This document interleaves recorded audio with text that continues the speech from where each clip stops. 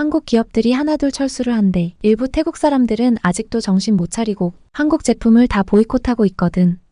그런데 우리가 한국 없이 정말 살아갈 수 있을까? 이대로 가면 일자리는 물론이고 관광객까지 다 잃게 생겼다고. 태국이라는 나라가 과연 한국 없이 살아가겠다고 주장하지만 걱정이 많이 되는 상황입니다. 여기 본인의 일을 떠나서 자기 나라까지 위태로워질 거라고 하면서 걱정하는 한 여성이 있는데요. 이 여성에게 일어난 사연을 오늘 들려드리려고 합니다. 어떤 일이 일어났는지 알아보겠습니다. 1초만 시간을 내어 좋아요 부탁드립니다. 여러분의 좋아요는 영상 제작에 큰 힘이 되고 있습니다. 감사합니다. 저는 태국과 한국이 서로에게 날을 세우는 날이 올 거라고는 상상도 못했어요. 그런데 지금 2024년이고 우리 두 나라 사이의 긴장이 정말 심각해졌어요. 말 그대로 칼로 베일 정도로 팽팽해요. 처음에는 별거 아닌 문제에서 시작됐어요. 그 누구도 처음엔 심각하게 받아들이지 않았거든요. 태국 사람들이 몰래 한국에 불법으로 들어가기 시작한 거예요. 일부는 범죄에 연루되었고 그게 한국 사람들을 화나게 했죠. 그래서 한국 정부는 태국 사람들이 한국에 입국하는 걸 더 어렵게 만들었어요.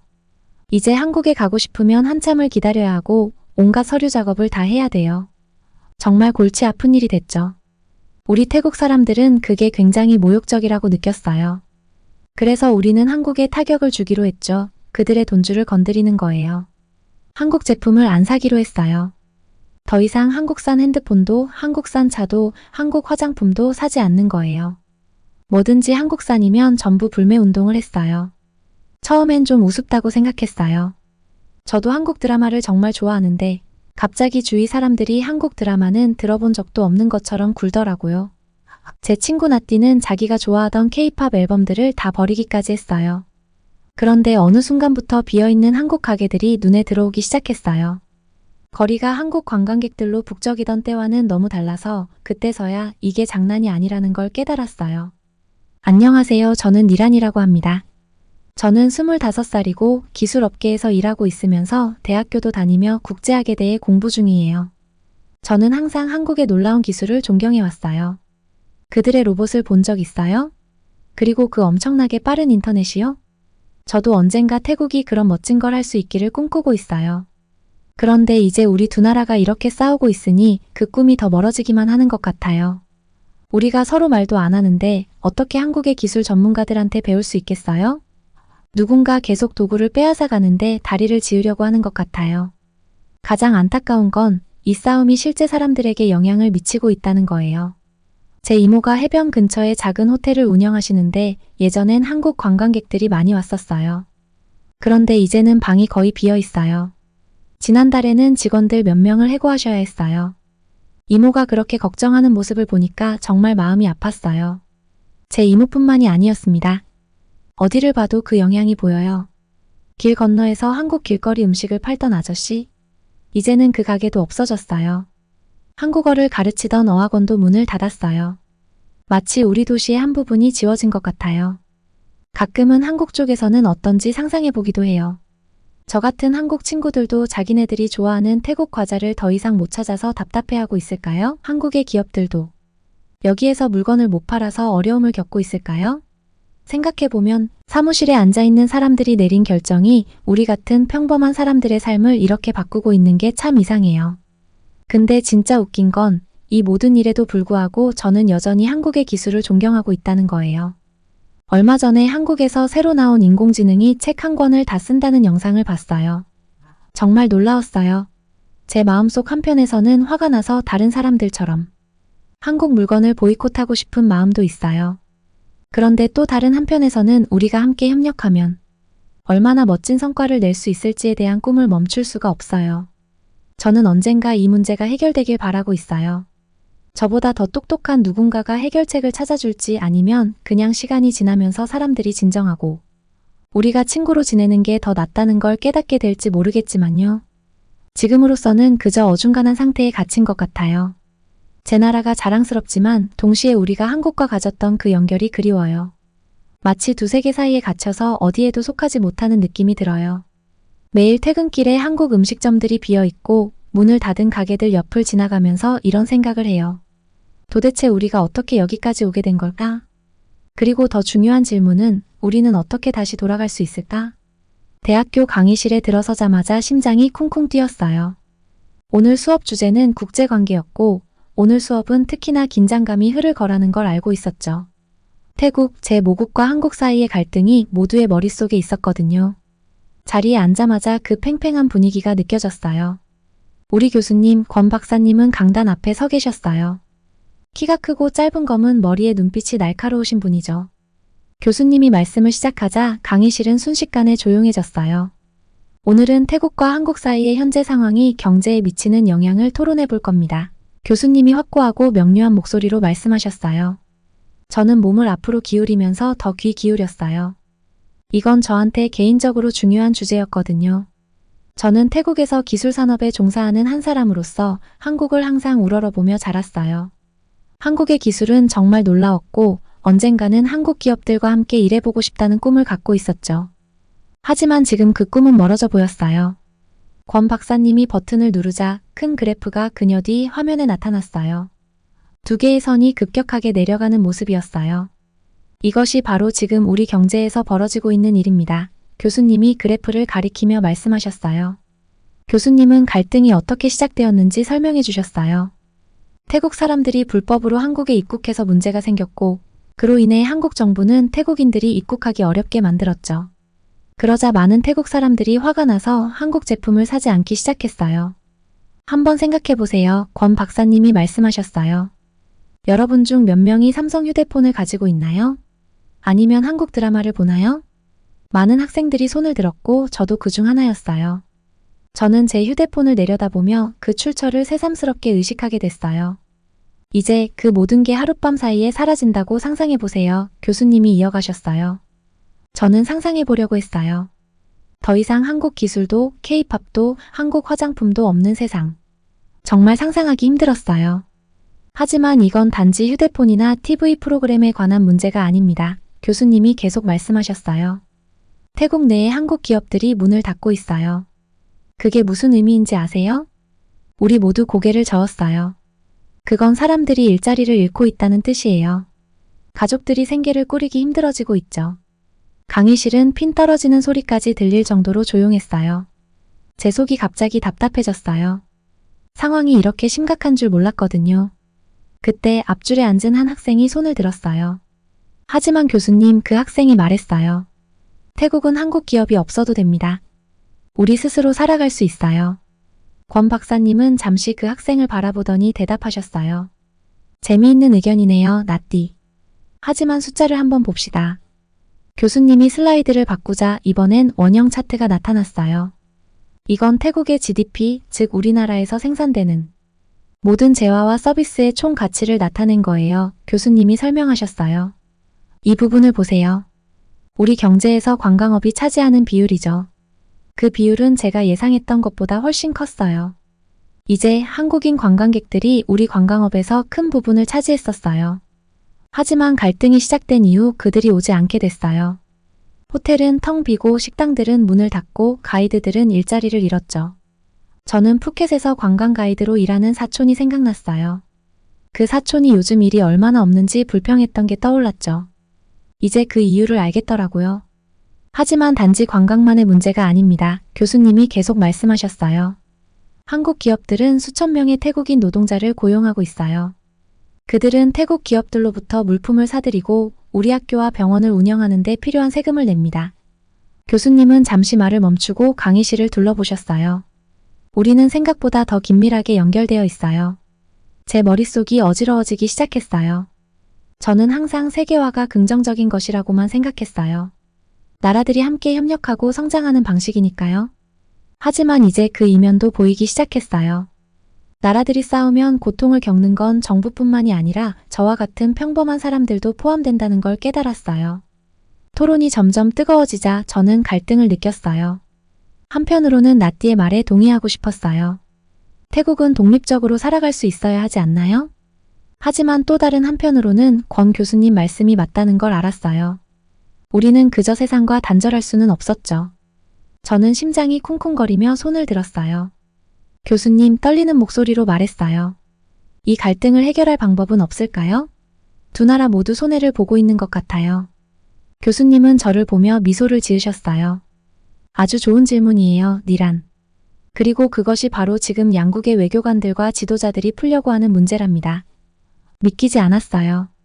교실 토론이 예상치 못한 방향으로 흘러가면서 제 심장은 쿵쾅거리기 시작했어요. 모든 건 우리 반에 있던 한국인 학생 하연이가 손을 들면서 시작됐어요. 그녀는 뭔가 할 말이 있었고 눈빛에서 걱정이 엿보였어요. 뭔가 말해도 될까요? 하연이는 거의 속삭이듯 말했어요. 우리 교수님, 권 박사님이 고개를 끄덕였어요. 물론이지, 하연아. 말해봐. 하연이는 깊게 숨을 들이쉬더니 이야기를 시작했어요. 제 사촌이 서울에 있는 큰 병원에서 일해요. 그녀가 말했어요. 성형수술을 받으러 오는 사람들이 많이 찾는 그런 병원이요. 저는 자연스레 앞으로 몸을 기울였어요. 성형수술은 한국에서 흔한 일이었는데 하연이가 왜 갑자기 이 이야기를 꺼내는지 궁금했어요. 요즘 그 병원에 중국인 환자들이 점점 많아지고 있어요. 하연이는 계속 말했어요. 그 사람들이 한국 연예인처럼 보이려고 성형수술을 받으러 와요. 근데 그게 무서운 건 아니에요. 교실 안이 조용해졌어요. 평소에 들리던 속삭임이나 종이 넘기는 소리마저 멈췄고 모두가 하연이의 말을 집중해서 듣고 있었어요. 그 사람들 중 일부는 단순히 성형수술을 받으러 온 게 아니에요. 그녀의 목소리는 더 낮아졌어요. 그들은 한국인의 신분을 훔치려고 해요. 제 눈이 커졌어요. 신분을 훔친다고? 그게 무슨 의미지? 하연이가 설명했어요. 그 사람들이 암시장에서 가짜 신분증과 여권을 사고 있어요. 그걸 이용해서 자신들이 한국인인 척하는 거죠. 제 사촌은 어떤 사람들은 이 가짜 서류에 500만 원이나 지불한다고 들었대요. 머릿속에서 빠르게 계산을 했어요. 그게 거의 4,000달러 정도였어요. 대체 왜 그렇게 많은 돈을 내고 다른 나라 사람인 척하려고 하는 걸까요? 근데 왜요? 저도 모르게 소리내서 물었어요. 왜 그렇게까지 하죠? 하연이는 저를 바라보며 슬픈 눈으로 말했어요. 그게 좀 복잡해요. 그녀가 말했어요. 어떤 사람들은 자신이 한국인이 되면 더 나은 삶을 살 수 있을 거라고 생각해요. 한국 드라마나 K-팝 스타를 보면서 그들의 삶을 동경하는 거죠. 잠시 생각에 잠겼어요. 저도 한국 문화를 좋아하긴 하지만 법을 어기면서까지 한국인이 되고 싶을 정도로 절박하진 않았어요. 그리고 더 있어요. 하연이의 목소리가 약간 떨리기 시작했어요. 제 사촌이 말해줬는데 한 중국인 학생이 있었대요. 그 사람은 단순히 가짜 서류만 만든 게 아니었어요. 아예 가짜 삶을 만들어냈어요. 그게 무슨 말이야? 다른 학생이 물었어요. 어떤 중국인 학생이 있었어. 하연이가 살짝 떨리는 목소리로 말했어요. 그 학생은 단순히 신분을 도용한 게 아니라 아예 새로운 삶을 만들었어. 그것도 한국인으로 말이야. 저는 의자에 몸을 앞으로 기울이면서 그녀의 말을 놓치지 않으려 했어요. 교실은 너무 조용해서 바늘 떨어지는 소리까지 들릴 것 같았어요. 하연이는 깊게 숨을 들이마시더니 이야기를 이어갔어요. 그 사람 정말 똑똑했어. 처음엔 한국인 가족의 가짜 사진을 만들었대. 컴퓨터 프로그램을 이용해서 자기 얼굴을 옛날 사진에 넣었어. 그리고 한국에서 자란 것처럼 이야기를 지어냈지. 한국어도 원어민처럼 들리게 연습했어. 심지어 한국어를 너무 잘 배워서 아무도 의심하지 않았어요. 그 사람은 가짜 신분으로 한국 대학교에 들어갔어요. 하연이는 계속 말했어요. 몇 달 동안 아무도 그가 진짜 한국인이 아니란 걸 몰랐어요. 그래서 어떻게 들켰어? 저는 더 이상 호기심을 참지 못하고 물었어요. 하연이의 얼굴은 더 심각해졌어요. 시험에서 부정행위를 하다 걸렸어요. 그녀가 말했어요. 근데 더 이상한 건 그 일이 호주에서 벌어졌다는 거예요. 교실 안에서 혼란스러운 웅성거림이 퍼졌어요. 호주라니? 그게 이 이야기랑 어떻게 연결되는 거지? 그 사람은 교환학생 프로그램으로 호주에 갔었대요. 하연이는 설명했어요. 호주 학교에서 부정행위로 걸리자 그 학교가 그 사람의 한국 대학교에 연락을 했고 그때 모든 게 밝혀진 거죠. 한국 대학에서 이 학생을 호주로 보낸 기록이 없었던 거야. 하연이가 말했어요. 그래서 사람들이 이 사람에 대해 더 깊이 조사하기 시작했지. 결국 그의 신분 전체가 가짜라는 걸 알아냈어. 이건 단순히 대학 문제를 넘어서 국제적인 사건이 되어버렸어. 그 상황을 상상해 보려 했어요. 한 번의 실수로 모든 가짜 삶이 무너져 내리는 순간을 말이에요. 무서우면서도 동시에 안타까운 느낌이 들었어요. 소란이 조금 가라앉자 하연이는 이야기를 계속했어요. 처음엔 그가 진짜 한국 학생인 줄 알았어. 소문이 빠르게 퍼졌고 한국 학생들이 부정행위를 한다는 얘기가 나돌았어. 한국의 이미지가 나빠진 거지. 저는 얼굴을 찡그리며 그게 얼마나 억울할지 생각했어요. 한 사람의 행동이 한 나라의 평판에까지 영향을 미친 거니까요. 시간이 좀 걸렸지만 결국 진실이 밝혀졌어. 하연이가 말했어요. 그 사람이 사실은 한국인이 아니라 중국인이었다는 걸 알아낸 거지. 하지만 그때는 이미 피해가 컸어. 사람들은 화가 났고 혼란스러웠지. 이 일 때문에 중국, 한국, 그리고 호주 사이에도 문제가 생겼어. 저는 고개를 저으며 믿을 수 없다는 표정을 지었어요. 한 사람의 거짓말이 이렇게 큰 문제를 일으킬 수 있다니. 제일 무서운 건 하연이는 이제 거의 속삭이듯 말했어요. 이게 한 사람의 이야기가 아니라는 거예요. 이런 일을 하는 사람들이 여러 그룹이 있고 돈만 있으면 누구나 가짜 한국 신분을 살 수 있대요. 교실은 다시 침묵에 잠겼어요. 모두가 충격에 빠진 얼굴이었어요. 이제 이건 단순한 성형수술이나 K-팝 스타를 닮고 싶다는 얘기가 아니었어요. 훨씬 심각한 문제였어요. 근데 진짜 한국인들은 어떻게 되는 거야? 누군가 물었어요. 그들의 신분이 도용당하면? 하연이는 고개를 저었어요. 문제가 많이 생기고 있어요. 그녀가 말했어요. 아무 잘못도 없는 사람들이 자신이 하지 않은 일로 공경에 처하는 경우도 있고요. 심지어 이제는 진짜 한국인들조차 추가 신분증을 요구받고 있어요. 누군가 제 신분을 훔쳐간다면 어떨까 생각해봤어요. 마치 누군가가 저를 지우고 제 자리를 차지하려는 것 같은 기분이 들 것 같았어요. 상상만 해도 속이 울렁거렸어요. 그리고 이건 한국에서만 벌어지는 일이 아니래요. 하연이는 덧붙였어요. 제 사촌 말로는 다른 나라에서도 비슷한 일이 벌어지고 있다고 들었어요. 하연이의 이야기가 끝나자 교실 안은 다시 수많은 이야기로 가득 찼어요. 모두가 질문하고 의견을 나누고 걱정하기 시작했어요. 하지만 저는 그저 가만히 앉아서 이 모든 걸 받아들이려고 애쓰고 있었어요. 이제 더 이상 이건 단순히 한국과 태국의 이야기가 아니었어요. 가짜 신분증이나 성형수술의 문제가 아니었죠. 이건 그보다 훨씬 큰 문제였어요. 우리가 누구인지, 그리고 어떤 사람들은 다른 사람이 되기 위해 얼마나 멀리까지 갈 수 있는지에 대한 이야기였어요. 주위를 둘러보니 제 반 친구들도 모두 깊은 생각에 잠겨 있는 게 보였어요.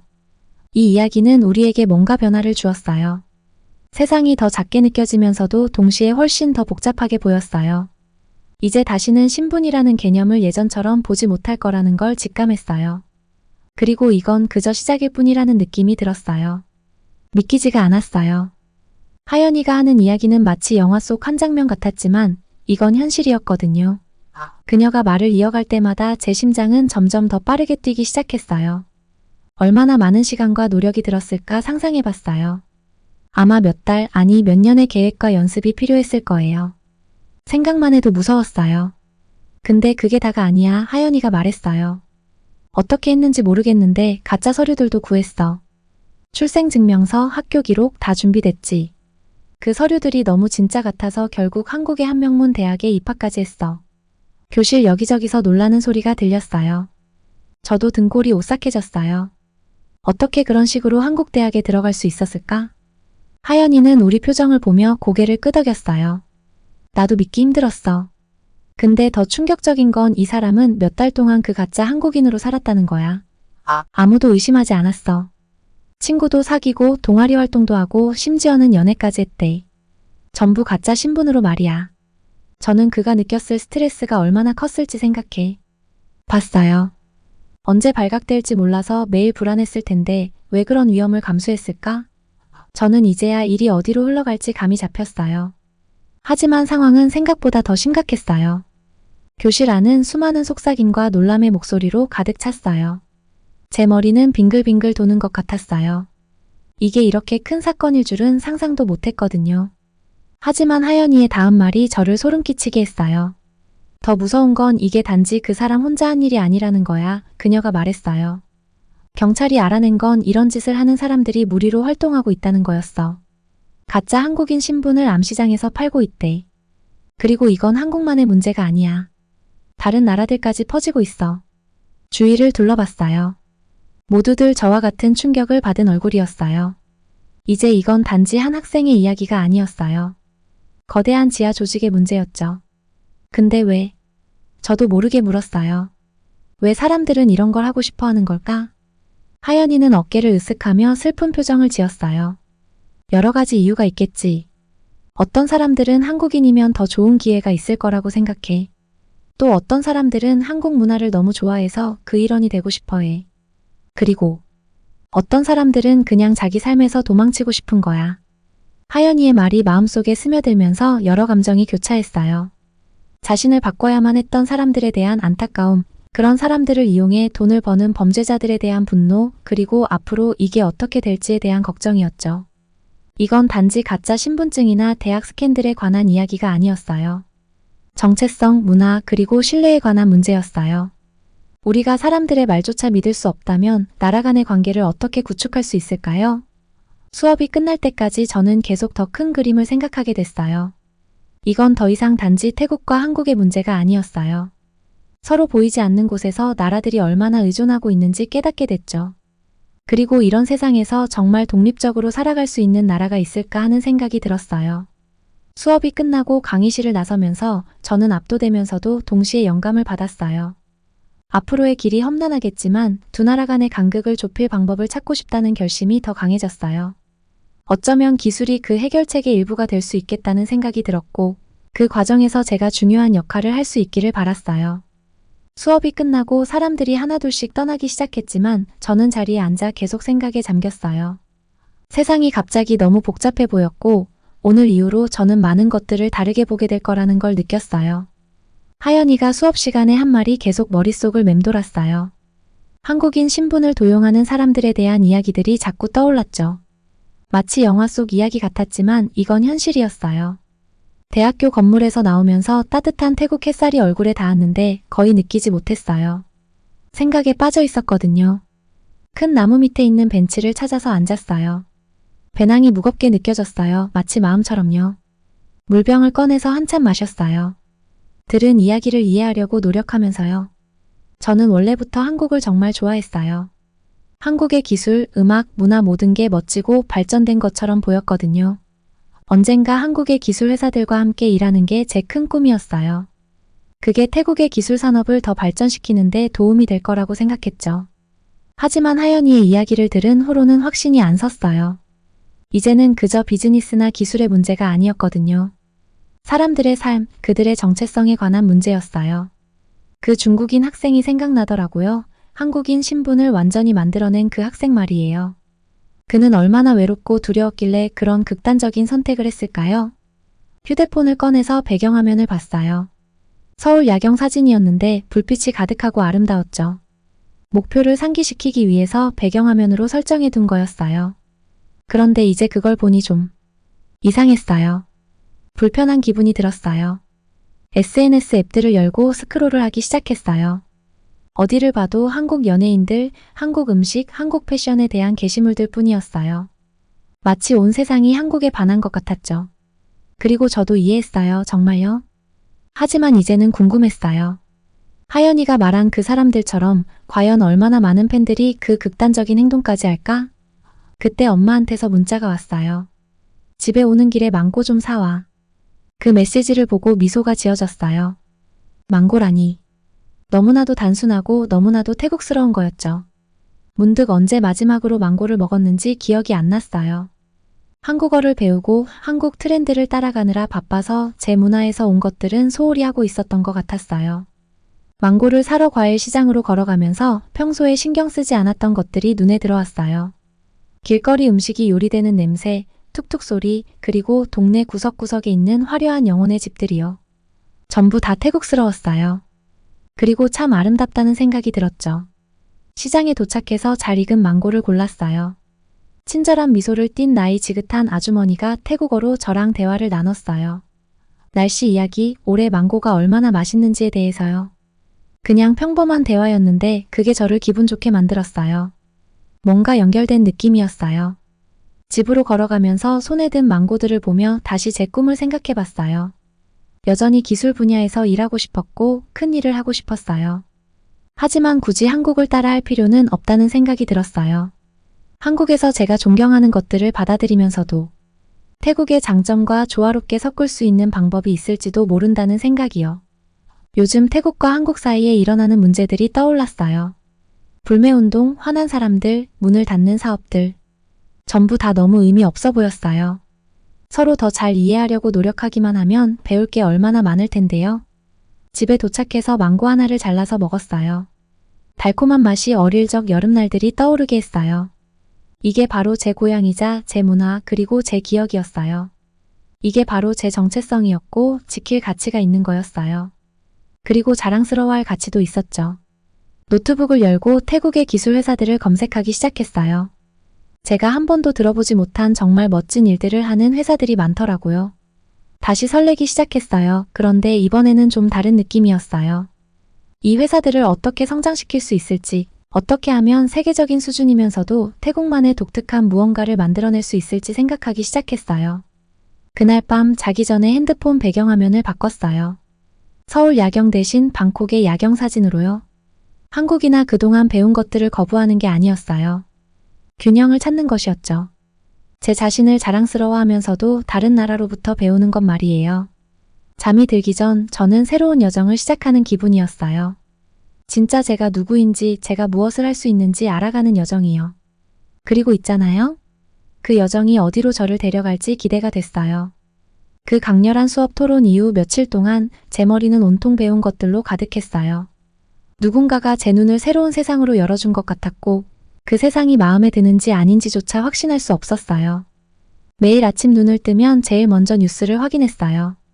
태국과 한국 간의 갈등은 여전히 제 휴대폰 화면에 떠 있었죠. 그런데 이제는 그 갈등을 다르게 보게 됐어요.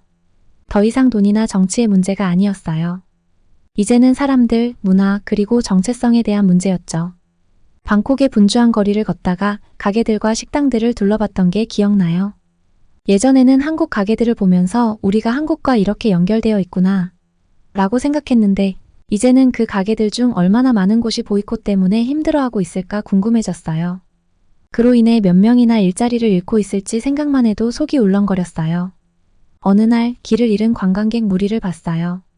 지도 하나를 들고 여기저기 방향을 가리키고 있었죠. 평소 같으면 그냥 지나쳤을 텐데 이번엔 멈춰서 도와주기로 했어요.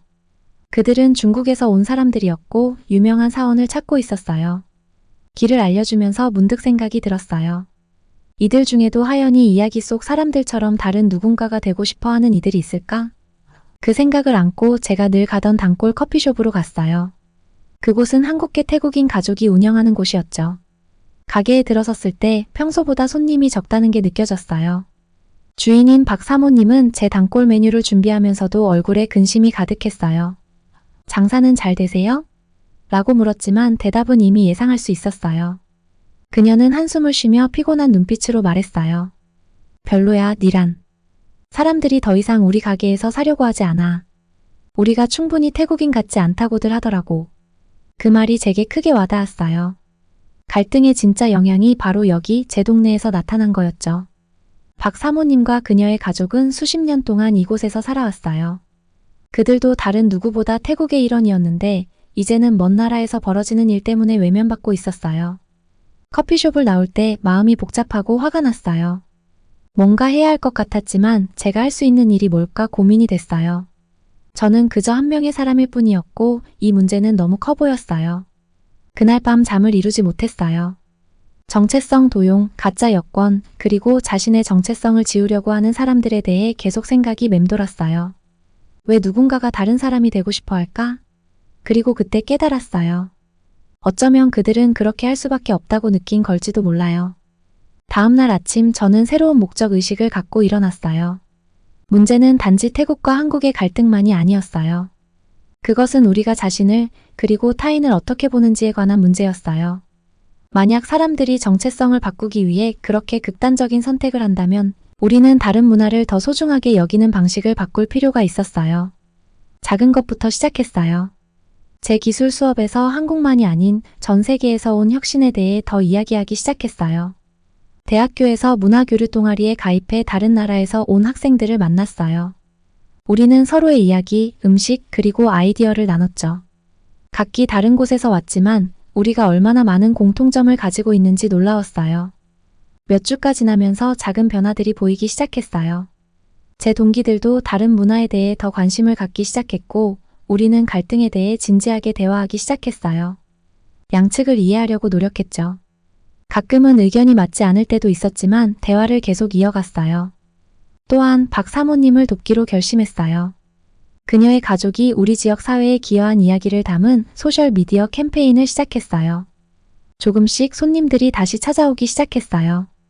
완벽한 해결책은 아니었지만 시작이었어요. 가장 큰 변화는 제 안에서 일어났어요. 저는 성공이 다른 누군가처럼 되는 것이라고 생각했었어요. 제 경우에는 제가 존경하던 한국의 대기업들처럼요. 하지만 이제는 진정한 성공이란 다른 누군가를 따라하는 게 아니라 자신만의 최고의 모습을 만드는 거라는 걸 깨달았어요.